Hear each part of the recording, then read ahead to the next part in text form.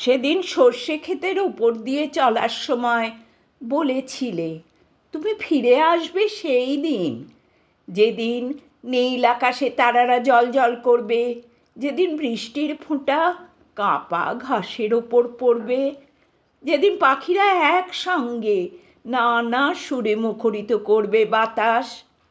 আজও আমি প্রতীক্ষায় আছি, আকাশের দিকে তাকিয়ে, ঘাসের দিকে তাকিয়ে, বাতাসের কাছে কান পেতে চোখের জলে অন্ধ হতে বসেছি।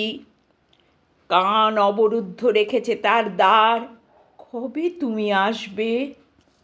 তুমি মাটির পথে চলতে চলতে বলেছিলে চিঠি দেবে, যেদিন শিশুরা আনন্দে মাতবে, যেদিন যুবক যুবতী খুঁজে পাবে তাদের প্রেমাস্পদকে, যেদিন বৃদ্ধ বৃদ্ধারা তাদের ফাঁকা দাঁতের মধ্যে দিয়ে হাসবে গাল ভরে।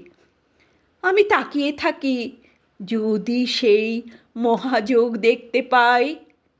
কিন্তু আজও সবাই হতাশায় ডুবে থাকে। আমি কি পাবো না তোমার চিঠি? আমি কি পাবো না তোমার দেখা? কত শত বৎসর অপেক্ষায় থাকবো জানি না।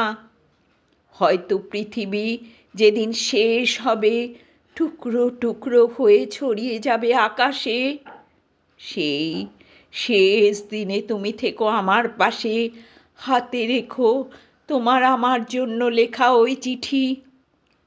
ওই টুকরোর সাথে আমরা মিলিয়ে যাব কোথায়? ওই দূরে, বোধহয় ওই মহাশূন্যে।